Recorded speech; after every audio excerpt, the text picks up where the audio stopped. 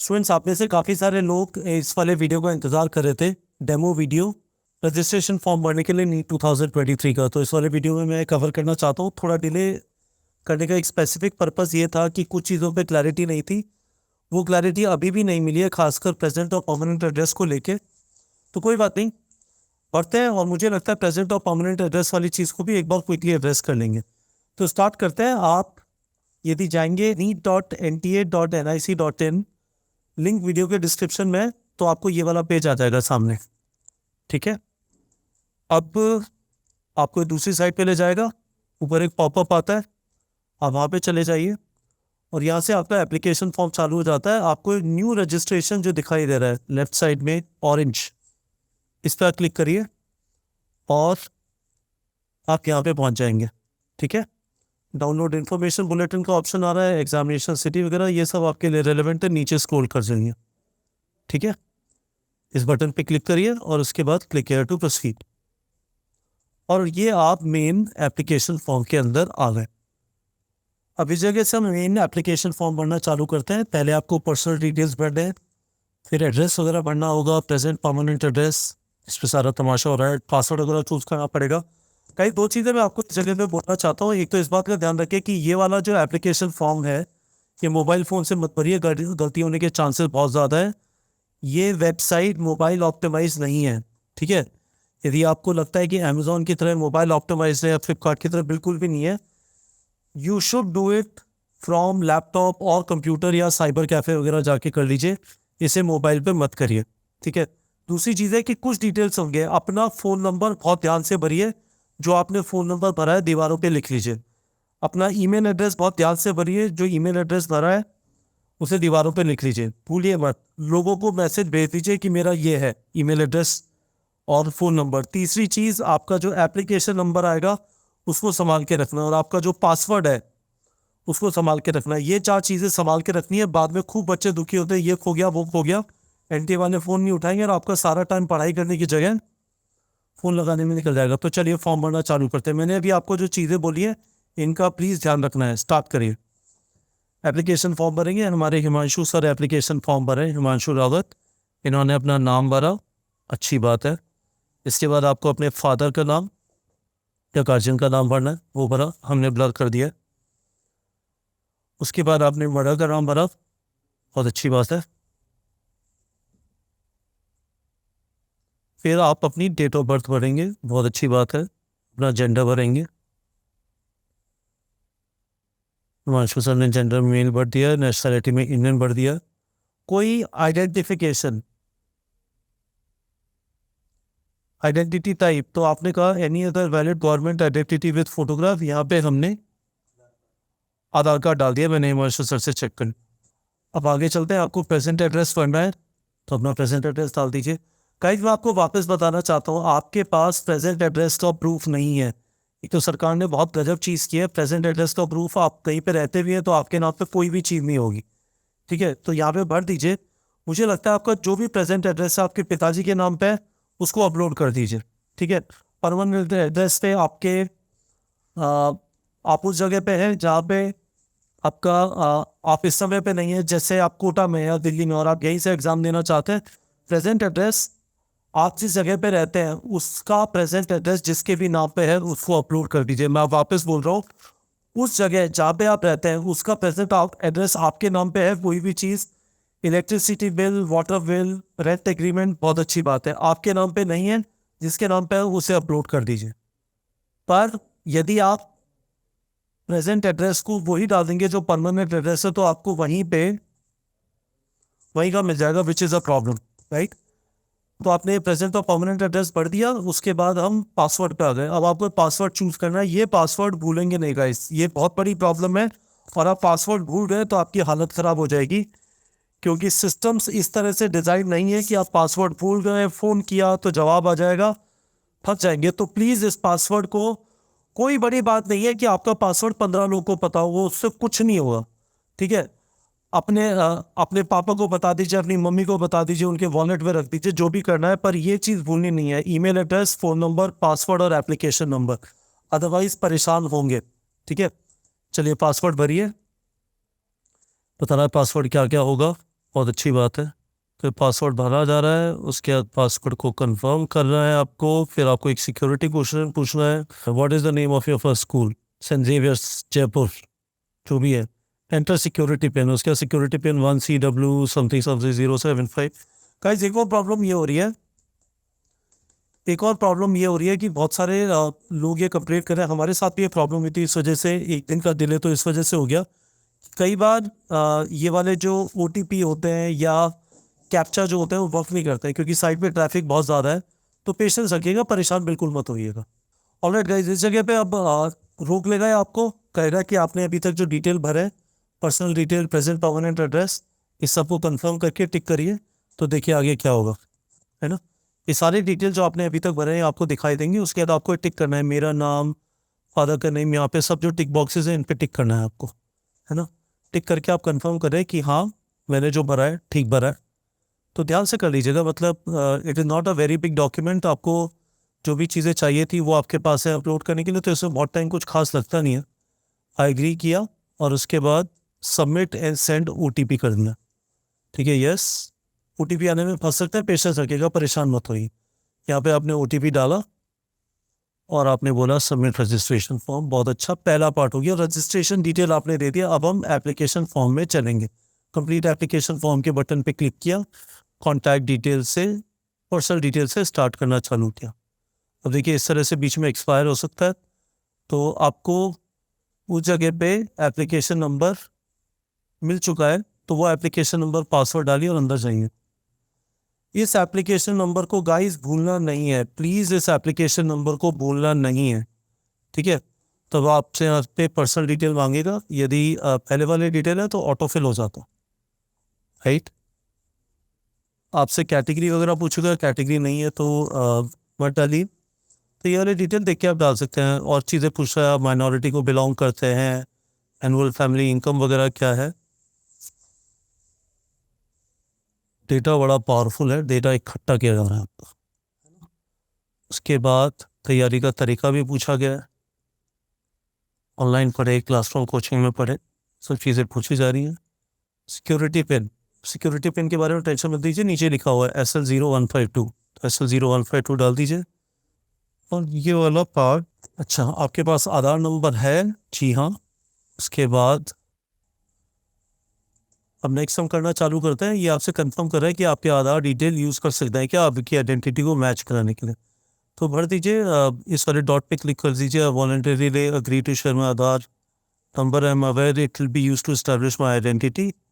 और उसके बाद एंटर सिक्योरिटी पिन वगैरह आ जाएगा। सिक्योरिटी पिन जो दिया हुआ है 74899, इस केस में सबमिट नेक्स्ट पे गए, आगे बढ़ रहे हैं अभी हम, ठीक है। तो क्वेश्चन पेपर का मीडियम पूछा आपसे, ठीक है, क्वेश्चन पेपर का मीडियम पूछ रहा है। मेरा आपसे रिक्वेस्ट है, यदि आपने हिंदी भरा तो हिंदी और इंग्लिश में पेपर मिलेगा। यदि आपने इंग्लिश भरा सिर्फ इंग्लिश में मिलेगा।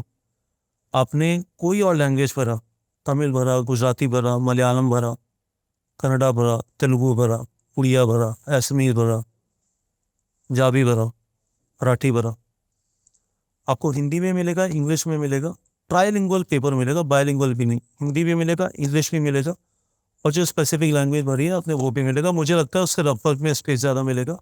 तो यदि आप परेशान हैं, सर पता नहीं आप जो बोल रहे हो सच होगा नहीं होगा, NTA ने जो खुद ने बोला है उसी पे NTA ऐसे नहीं करेगा, आपकी मर्जी है, ज़ीरो चांस है कि जो उन्होंने बोला है इंफॉर्मेशन बुलेटिन में वो आएगा नहीं, it will immediately become a court case.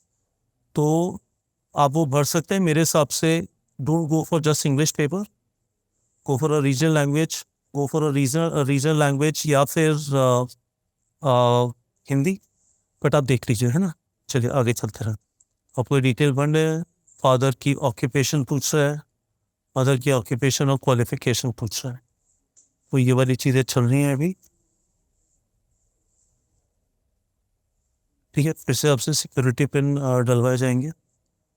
Examination centre का ध्यान रखना है गाइस, इसको बहुत ध्यान से भरना है, आपको कौन सा एग्ज़ाम सिटी चाहिए, और इसी में वो प्रेजेंट परमानेंट एड्रेस वाली चीज़ इंपॉर्टेंट हो जाती है। यदि आपका प्रेजेंट और परमानेंट एड्रेस कहीं दूर का दिखाई दे रहा है, दिल्ली में, और आपका झारखंड का दिखाई दे रहा है, तो उनके पास कोई रीज़न नहीं है आपको दिल्ली में सेंटर देने का, ठीक है।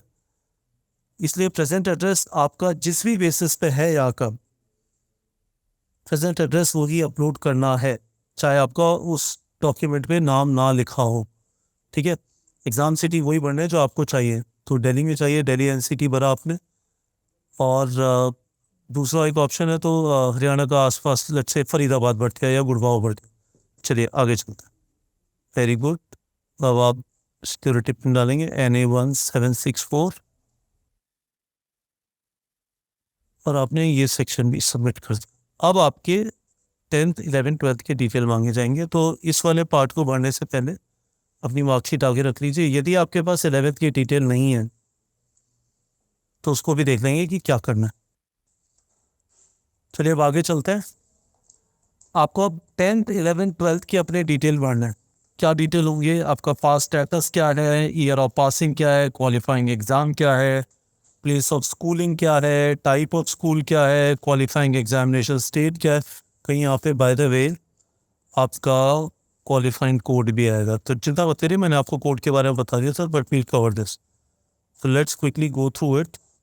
पढ़ते जाइए शांति से, है ना, बिल्कुल शांति से। और एक जने को अपने पास में बैठा लीजिए, पापा को बैठा लीजिए पास में, जिससे यदि आप कुछ गड़बड़ कर रहे हैं तो पॉइंट आउट कर दें। शांति से पढ़ते जाएंगे। क्वालिफाइंग एग्जामिनेशन डिस्ट्रिक्ट डालना है आपको। और बीच बीच में ये प्रॉब्लम होगी आपको कि साइट फनी बिहेव करेगी। साइट पे ट्रैफिक बहुत है, अभी भी बहुत सारे लोग को एप्लीकेशन फॉर्म डालना है। टोटल मार्क्स पूछ रहा है 500 में से। लेट्स से आपके टोटल मार्क्स 10th में 500 बनते हैं, उसमें से 364 मार्क्स। वाह, फ्रांशु सर की परसेंटेज 72.8% थी। फिर आपने अपना रोल नंबर डाला, हम ब्लर कर देते हैं। उसके बाद स्कूल कॉलेज का नाम डाल दिया, स्कूल कॉलेज का पिन कोड डाल दी। ठीक है, तो ये सारे डिटेल हमारे हो गए। यहाँ पे एक चीज़ अभी रह गई है, वो ये है कि क्वालिफाइंग एग्जामिनेशन स्टेट हमने राइट साइड वाली चीज़ें नहीं भरी हैं, तो वापस आ जाएंगे, भरेंगे। और 0021 ईयर ऑफ पासिंग डाला आपने 2009। स्कूलिंग का स्थान रूरल। योग्यता परीक्षा राज्य तिब्बी। साउथ दिल्ली डाला आपने। और उसके बाद central board of secondary education CBSE डाल दिया। अब आपने 11th की डिटेल डालना चालू किया। ठीक है। आपको यदि याद नहीं है, आपके पास मार्कशीट नहीं है, परेशान मत होइए, उन्होंने 11th की मार्कशीट नहीं मांगी है। आपको जो भी नंबर याद आते हैं डाल दीजिए, उल्टे सुल्टे मत डालिएगा कि आपके किसी में 25 नंबर आए, 30 नंबर आए, प्रॉपरली डालिएगा। चलिए तो अपने डिटेल भरते रहते हैं 11th के। वही सारी चीज़ें आपको पढ़नी है। Pass status, year of passing, qualifying exam, place of schooling, type of school college, qualifying exam state, qualifying exam district, school board, result board, maximum GPA, GPA obtained, CGPA, total marks। क्या कहते हो? मुझे लगता है Himanshu sir वही 500 और उसमें से 300 मार्क्स का डालेंगे। पूरी दुनिया में उथल पुथल मच रही थी, पर इनके नंबर कंसिस्टेंटली 10th और 11th में एग्जैक्टली सेम है, और रोल नंबर डालेंगे। आप ये सारे डिटेल पीसफुली डाल दीजिए, बिल्कुल परेशान मत होइए। और साइट यदि फनी बिहेव करे, बिल्कुल टेंशन मत लीजिए, इस समय पे टेंशन आपका साथी नहीं है। अबाउट 12th की डिटेल डालेंगे। ठीक है। अब इसमें एक प्रॉब्लम आपको ये होगी, यदि आप प्राइवेट कैंडिडेट हैं तो आप किस बेसिस पे नंबर डालेंगे? तो आप प्राइवेट कैंडिडेट है तो ऐसा हो सकता है आपके पास सब्जेक्ट्स 5 सब्जेक्ट कुछ और हो, बायो ना हो। अब आपके पास बायो आ गई है क्योंकि आपने एज प्राइवेट कैंडिडेट कर लिया है, तो उस केस में बायो के मार्क्स रखिए और एक सब्जेक्ट के मार्क्स हटा दीजिएगा। फिजिक्स केमिस्ट्री बायो को काउंट करिए, इंग्लिश को काउंट करिए, और एक और सब्जेक्ट को रख लीजिएगा, एक हटा दीजिएगा, क्योंकि आपके पास एक्चुअली 6 सब्जेक्ट होंगे। जब हम मार्कशीट अपलोड करेंगे तब हम ओरिजिनल वाली मार्कशीट अपलोड करेंगे, प्राइवेट वाली नहीं करेंगे, क्योंकि उसमें एक ही सब्जेक्ट होता है ना। तो पढ़ लीजिए आराम से। 600 नंबर, क्योंकि अब 6 सब्जेक्ट हो गए, और 6 सब्जेक्ट में से 419, 69.83%। रोल नंबर, अपना स्कूल कॉलेज का नाम डाल दीजिए, TTEA सीनियर सेकेंडरी स्कूल। खत्म होने वाला है गाइस, परेशान मत होइएगा। अब देखिए यहाँ पे जो डिटेल मांग रहा है ना नीचे सब्जेक्ट के, ये इंटरेस्टिंग है, इस बात को जरा समझ लीजिए। आपका क्वालिफिकेशन क्राइटेरिया, आपका एलिजिबिलिटी क्राइटेरिया है कि आपके पास ये चारों सब्जेक्ट होने चाहिए, इंग्लिश, फिजिक्स, केमिस्ट्री, बायोलॉजी और बायोटेक्नोलॉजी, पहली चीज। दूसरी चीज, you should pass class 12th and you should pass all the individual subjects. तीसरी चीज है, फिजिक्स, केमिस्ट्री, बायोलॉजी में एग्रीगेट आपका 50% के ऊपर होना चाहिए यदि आप जनरल कैटेगरी हैं, और 40% के ऊपर होना चाहिए यदि आप ओबीसी, एससी, एसटी हैं। जनरल और ईडब्ल्यूएस के लिए 50% चाहिए, ईडब्ल्यूएस के लिए 40% नहीं है। चलिए अभी डिटेल आप भर लीजिए। मैंने आपको वापस आगाह कर दिया, हालांकि पहले मैंने वीडियोस में आपको एलिजिबिलिटी क्राइटेरिया अच्छी तरह समझाया था, है ना। 77 out of 100 in English, 77 out of 100 in chemistry, 69 out of 100 in physics, and 24 out of 9, 61 out of 100 in biology. Very good. तो आप सिक्योरिटी पिन डाल दीजिए। बिल्कुल लास्ट में आ गए, बस कुछ डिटेल भर के हम अपने डॉक्यूमेंट्स को अपलोड करेंगे। तो पीसफुली चलते रहिए। यस किया, ये देखिए अब नेक्स्ट डिटेल आ गए। कुछ एडिशनल डिटेल पूछ रहे हैं, आई डोंट नो वाई। कह रहे हैं कि आपका कोई जुड़वा भाई बहन है क्या? फिर पूछा आप दोनों साथ में नीट देने जाओगे क्या? अच्छी बात है। पूछा पहले आपने कभी यूजी एग्जाम में अपेयर किया है क्या? मेरा आपसे सिंसियर रिक्वेस्ट है गाइस, प्लीज झूठ मत बोलेगा। कोई अटेम्प्ट लिमिट, कोई एज लिमिट नहीं है नीट के अंदर। कृपया झूठ मत बोलेगा कि आपके झूठ बोलने से आपकी अटेम्प्ट लिमिट कम हो जाएगी, ऐसा कुछ नहीं है। और अटेम्प्ट लिमिट का फर्क नहीं पड़ता। मैं आपको सिंसियरली एक चीज़ रिक्वेस्ट करना चाहता हूँ, प्लीज़ कोई भी डेटा, आप कोई भी इन्फॉर्मेशन मिस रिप्रेजेंट मत करिए। आजकल सिस्टम्स बहुत स्ट्रांग हो गए हैं, आपस में बात करते हैं, आप एक जगह झूठ बोलेंगे किसी और जगह पकड़ में आ जाएगी, तो प्लीज़ वो मत करिएगा। यहाँ पे डिटेल्स भर दीजिए। ऑफिस पूछ रहा है आपका प्लेस ऑफ बर्थ, फिर से security pin. Good, you are very very secure. आपसे इतने ज़्यादा सिक्योरिटी पिन पूछे गए, इनमें आपको एक खजाना मिलेगा। ठीक है गाइस, सेव एंड नेक्स्ट करते हैं। बस बस थोड़ा सा पेशेंट। ये सिक्योरिटी पिन आप डालेंगे, ये ब्लर आपको दिखाई दे रहा है। इसके बाद हम याद गेट OTP पे क्लिक कर दीजिए, तो मोबाइल और ईमेल एड्रेस दोनों पे OTP आया। वाह, वेरीफाई नेक्स्ट पे चले। देखिए अब डॉक्यूमेंट अपलोड पे आ गए। तो इसका मतलब जो आपके इनकम डिटेल है पहले ही ले लिए गए थे। तो चलिए डॉक्यूमेंट अपलोड करते हैं, है ना। ये पहला डॉक्यूमेंट है, this is passport size photograph.